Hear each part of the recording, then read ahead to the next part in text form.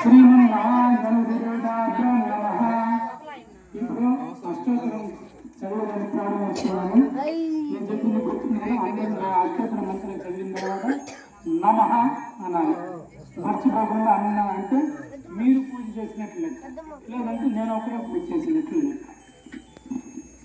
ఏమనుకోద్దండి, అందరికీ ఫ్రీగా మాట్లాడతాను, అందరికి ఇబ్బంది కలగదు.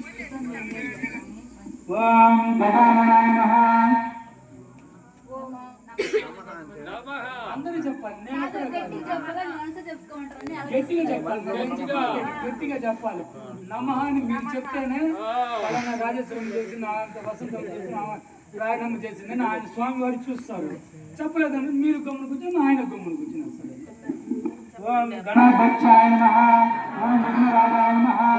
ఓం వినాయకాయ నమః. ఓం భక్తాయ నమః. ఓం ప్రముఖాయ నమః. ఓం ప్రముఖాయ నమః. ఓం ప్రముఖాయ నమః. ఓం ప్రముఖాయ నమః. ఓం సుమత్రాయ నమః. ఓం సుగంధియ నమః. ఓం సురాధ్యక్షాయ నమః. ఓం సురాధీదాయ నమః. ఓం మహాగణపతే నమః. ఓం మన్యాయ నమః. ఓం మహాబలాయ నమః. ఓం శ్రీరంగాయ నమః. ఓం నందపరాయ నమః. ఓం హగ్రీవాయ నమః. ఓం మహావరాయ నమః. ఓం మహాత్మరాయ నమః. ఓం మహాదేవాయ నమః. ఓం నందిన్యాయ నమః. ఓం మంగళస్వరూపాయ నమః. ఓం ప్రణవాయ నమః. ఓం ప్రజ్ఞాయ నమః. ఓం ప్రాజ్ఞాయ నమః. ఓం రూపతే నమః. ఓం విజ్ఞాపతే నమః. విష్ణుపతే నమః. ఓం విదాసాయ నమః. ఓం పదే నమః. ఓం విరుదే నమః. ఓం సింగారే నమః. వార్షికాయ నమః. ఓం శివప్రియాయ నమః. ఓం శీఘ్రకారిణ్యాయ నమః. ఓం శాశ్వతాయ నమః. ఓం బలాయ నమః. ఓం బలాధీతాయ నమః. ఓం బలవత్సల్యాయ నమః. ఓం పురుషాయ నమః. ఓం పుణ్యాయ నమః. ఓం పుష్కరాయ నమః. ఓం అగ్రగణ్యాయ నమః. ఓం అగ్రభూతాయ నమః. ఓం అగ్రభూతాయ నమః. ఓం అగ్రభాన్యాయ నమః. ఓం మంత్రసిద్ధియాయ నమః. ఓం పారిత్యాయ నమః. ఓం సర్వస్యాయ నమః. ఓం శ్రీమన్మహాగణపతి అష్టోత్తర శతనామావళి పూజాం కరిష్యే. అశ్వపదే శ్రీమన్లంబోదర శతనం దేవతా బ్రహ్మ శ్రీమన్మహాగణపతి దేవత విష్ణుదేవత ప్రకృతిదేవత దరిద్రం దేవి భగవతే సర్వలోకాధిపతి దేవతాభ్యో నమః. ఓం నమో భగవతే పరమలోకాధిపతి దేవతాభ్యో నమః. అంటే 50 అష్టోత్తరాలు చెప్పేటప్పుడు నమః అని చెప్పి ఇప్పుడు చెబుతాం.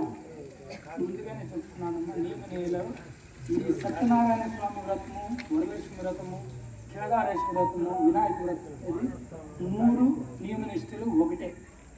ఇప్పుడు మనం అష్టోత్తరం చదివేటప్పుడు లేచి వెళ్ళినా బాధ లేదు, ఏం చేసుకున్నా బాధ. కానీ కథ ప్రారంభం అయ్యేటప్పుడు నుంచి ముగింపు హారతి అయ్యేంత దయచేసి ఎవరు లేచి వెళ్ళేదానికి ప్రయత్నించండి.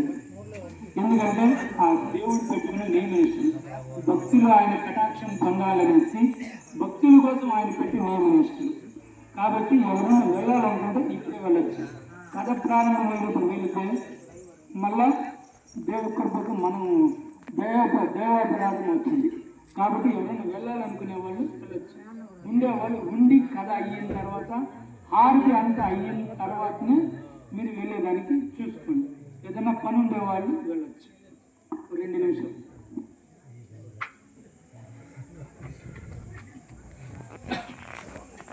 ఇస్తాం. వినాయక చవితి అంటే వినాయకుడు పుట్టినరోజు. ఆయన ఎట్టా జన్మం జరిగింది అనేది మనకు చాలా ముఖ్యమైనది. ఇప్పుడు నేను పక్కలో ఉండేటప్పుడు చదివితే మీకు ఎవరికి అర్థం కాదు. మనం మాట్లాడుతున్న పాండవుల్లో ధర్మరాజు ఉన్నాడు. ఆయన అపనందుల కాదు అయినప్పుడు సూత మహాముని స్వామి తెలియదు, స్వామి నేను ఏమీ చేయకుండానే అపనందుల పాలవుతున్నాను. దీనికంటే కారణం నేను వినాయక చవితి నాడు చంద్రబింబ దర్శనం చేసుకున్న దాని కథా వివరాలను మీరు వివరించండి. సూత మహాముని ధర్మరాజు కోరుతాడు.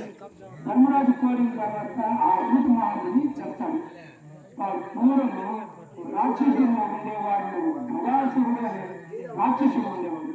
ఆ రాక్షసుడు ఎంతవాడంటే అన్నిట్లోనూ ప్రావీణ్యం ఉండేవాడు. నాకు సైలెంట్గా ఉంటారా, సైలెంట్గా ఉంటారు.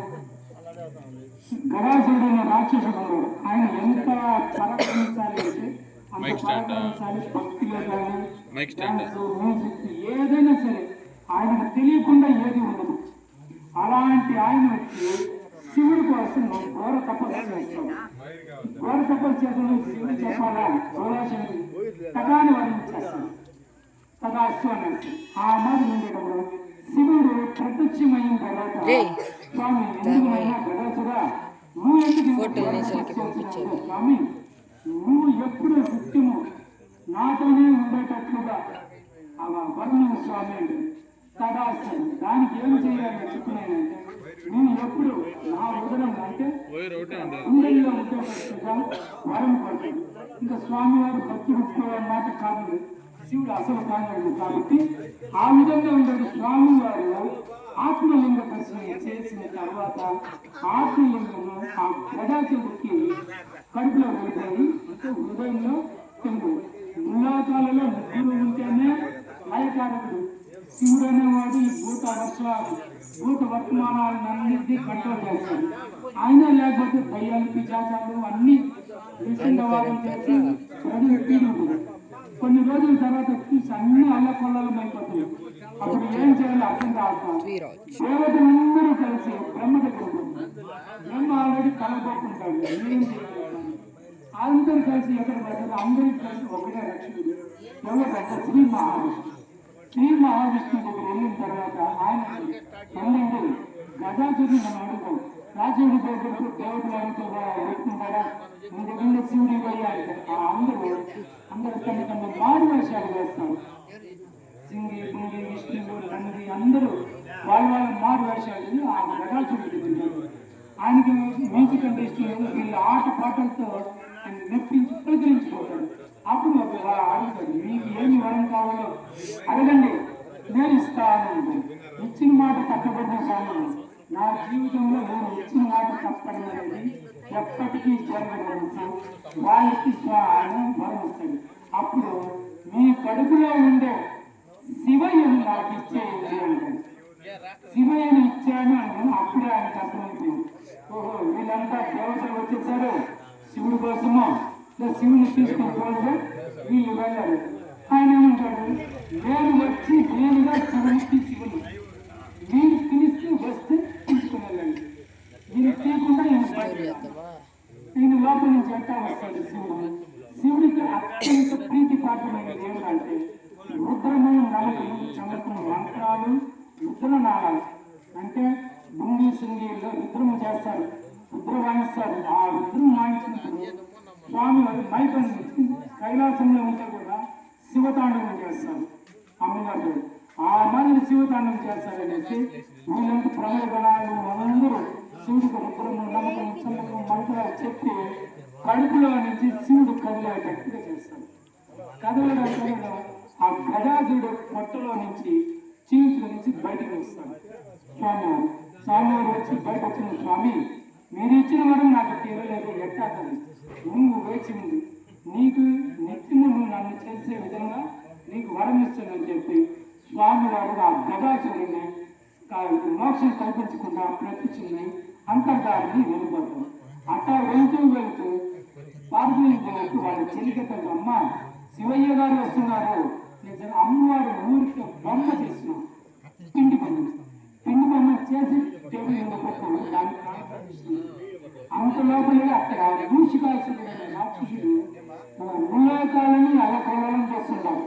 వాడిని భజించాలంటే వాడి కోరిన వరమని శివపుత్రులు అంటే పార్వతీదేవి శివుడు కలిగితే పుట్టే బిడ్డ కావాలని అంటే వాళ్ళ సృష్టిలో లేని బిడ్డ కావాలి. భార్యభర్తల సృష్టి లేకుండా పుట్టే జనం జరగదు. కాబట్టి ఆ విధంగా ఆ బొమ్మను పెట్టినప్పుడు ఆది పరాశక్తి రూపంలో కాళీమాత ఆ బిడ్డకి ప్రాణ ప్రతిష్ఠ చేస్తుంది. ఆ బిడ్డ కొంచెం చిన్న వయసులో ఉండగానే అన్ని పరాక్రమాలు ఉంటాయి. అమ్మవారి మామూలుగా మనుషులకే ఉంటాయి. ఆదిశక్తి రూపంలో ఉండే బిడ్డ కాబట్టి ఇంకా పరాక్రమం ఆ ఆదిశక్తిలో నుంచి వచ్చింది ఆ కుడివైపు ఉండే చక్రము మండుకము. ఆ మాదిరి చేసిన ఆయుధాలు అది. ఆ మాదిరి ఉండేటప్పుడు శివుడు కైలాసానికి వస్తాడు. శివుడు ఎవరైనా ఆ బాబుకు తెలియదు కదా నేను కైలాసం వాసుని నేనే శివుని నువ్వు ఎవరైతే నాకేంది నువ్వు బయటికి పోయి శివుని చేసి ఇద్దరికి విసిగైపోయింది. ఏంద్రా ఇంత చిన్నపిల్లని ఏం చేయకూడదు అనేసి ఎన్ని ఆయుధాలు వేసినా ఆయన నిర్వీర్యం చేస్తున్నాడు. ఇంత శక్తి ఎట్టా వచ్చింది ఈ బిడ్డకి అనేసి ఆలోచించిన ఏం అర్థం కాదు శివుడు. అప్పుడు స్వామివారు త్రిశూలంతా శిరస్సు ఖండిస్తారు. శిరస్సు కంటే త్రినేత్రంతో ఆ తలని భస్మం చేశాడు. తల బూడిద అయిపోయిన తర్వాత ఏమన్నా ఉంటుందా? బూడిద శరీరం ప్రాణంతోనే ఉంటుంది. కానీ ఎట్ట అప్పుడు పార్వతీదేవి వస్తుంది. స్వామి ఏం స్వామి పసిగూనని మీరు ఎందుకు ఈ మాదిరిగా శిరస్సు ఖండన చేసి చంపేశారు? ఈ మాది నా బిడ్డను మనకు తెలియకుండా బిడ్డ నేను సృష్టించిన బిడ్డ ఆదిపరాశక్తి రూపంలో నుంచి స్వామి వారు పుట్టారు ఈ మాదిరి స్వామి అంటే సరే. అప్పుడు అమ్మవారు మహాశక్తి రూపంలో త్రినేత్ర గారిని అయ్యి దేవతలకి శపిస్తారు. ఎవరైతే నా బిడ్డను చంపే చావుకి కారణమయ్యారో ఏ దేవతలకి సంతానం కలుగుతో శపిస్తుంది. అందువల్ల ఇప్పుడు వరకు ఏ దేవతలకి సంతానం ఉండదు. ఒక్క శివుడు అయినా సరే శివుడు వినాయకుడు పుట్టింది కూడా పిట్టి బొమ్మ.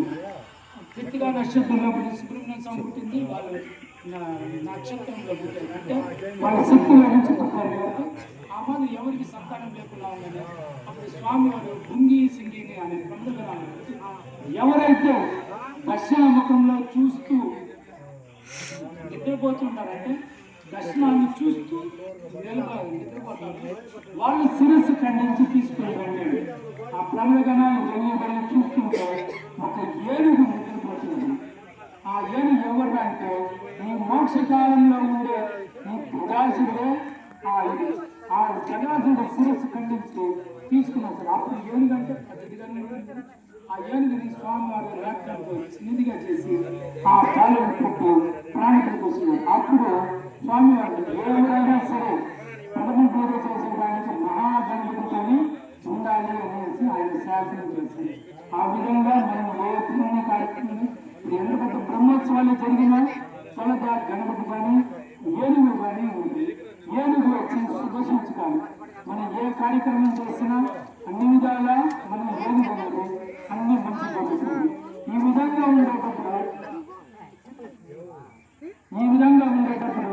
అన్ని విధాలా మనకు మంచి జరుగుతుంది. కాబట్టి శుభసూచకానికి ప్రతీక వచ్చి ఈ మహాగణపతి పూజ చేస్తూ ఉంటాము.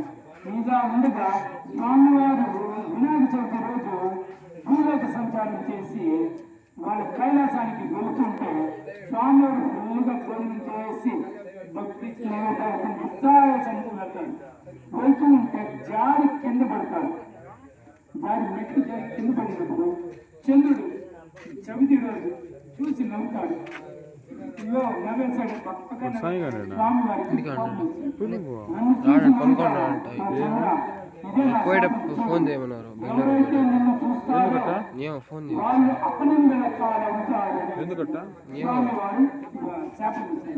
ఇంకా చంద్రుని రోజు చూడండి ఎవరికి చేసిన తర్వాత చేసేటప్పుడు చూస్తే ఇదవుతుంది. స్వామి ఎట్లా స్వామి చంద్రుడు అనేవాళ్ళు కానీ ఏ కార్యక్రమానికి కానీ ఆయన ప్రత్యేక ఎట్టా స్వామి అంటే అప్పుడు వినాయక స్వామి చేసి ఏ రోజైతే నన్ను చూసి నవ్వాడు ఆ రోజు చంద్రుని చూసిన వాళ్ళకి అపనిందల కాలం అవుతుంది ఆయన స్వామి వారు సెలవిస్తారు. ఈ అపనిందలు శాపం వచ్చారంటే స్వామి వారు ఏ వినాయక చవితి నాడు ఎవరైతే నా కథ విని అక్షంతలు శిరస్సు వేసి నాకు నమస్కారం చేసుకుంటారు వాళ్ళు అపనిందల నుంచి బయటికి వస్తారని స్వామి వారు సెలవిస్తారు. ఈ విధంగా ఉండేటప్పుడు శ్రీకృష్ణ పరమాత్ముడు ఒకసారి అమృత బిందులో నుంచి చంద్రబింబం చూస్తాడు.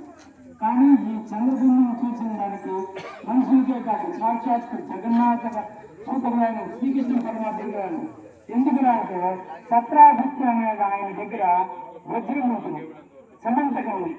ఆ సమంతకమని కృష్ణుడు అడుగుతాడు.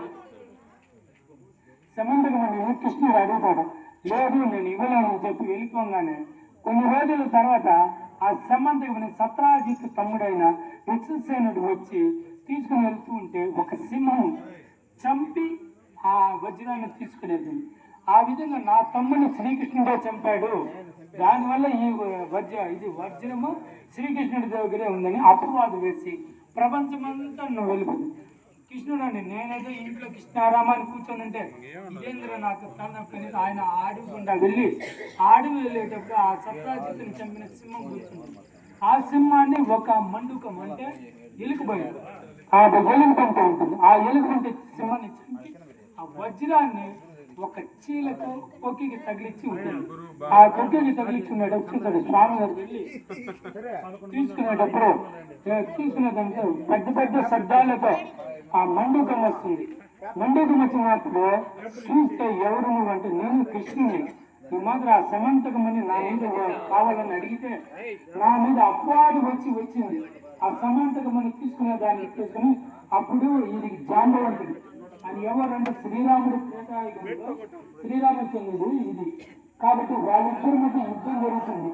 ఒక్కరోజు కాదు, 2 రోజులు కాదు, 20 రోజులు జరిగిన తర్వాత జాంబవంతుడు అలసిపోతాడు. ఏమిరా నేను అలసిపోతున్నానే, ఆయన ఎందుకు అలసిపోలేదు అనేసి అప్పుడు నారాయణ మహర్షి వచ్చి జాంబవంత నువ్వు రామావతారంలో స్వామి వారితో యుద్ధం చేయాలని కోరుకున్నావు. ఆ ఇది వచ్చి ఇప్పుడు నీకు నెరవేరు. అందుకే ఎన్ని సంవత్సరాలు నీకు కైవల్యం జరగకుండా ఇప్పుడు స్వామివారితో యుద్ధం జరిగిన తర్వాత నీకు కైవల్యం జరిగి స్వర్గప్రాప్తి చేస్తావు. అప్పుడు ఆయన జ్ఞాన దృష్టితో చూస్తాడు శ్రీకృష్ణుడు. శ్రీకృష్ణ పరమాత్మని చూసిన తర్వాత అప్పుడు చూస్తే రామావతారంలో స్వామివారు చూసింది. ఆయన కైవల్యపడదు. అప్పుడు ఆ సమంతకమణిని సత్త ఆయన జాంబవతి నుంచి స్వామివారి శ్రీకృష్ణ పరమాత్మ నుంచి వివాహం చేసి పంపిస్తారు.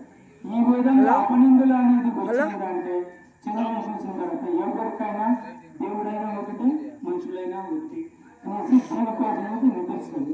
ఈ విధంగా ఉండేటప్పుడు ఇది సమంతకమని తీసుకునేసి మళ్ళీ ఆయన సత్రాజిత్తు దగ్గర వెళ్ళి ఆ సమంతకమని ఇచ్చి స్వామివారు అంటారు. ఆయన కూడా ఈ యొక్క మణినిచ్చిన మహావీరుని చూసి ఆయన కుమారుడు సత్యభామాదేవి నుంచి శ్రీకృష్ణ పరమాత్మ వివాహం చేస్తారు. ఈ విధంగా కథ సమాప్తం అవుతుంది.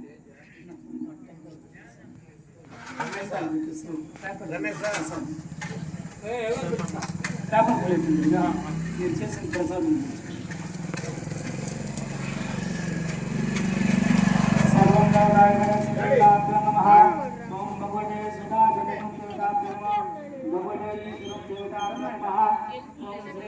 సర్వే శ్రీ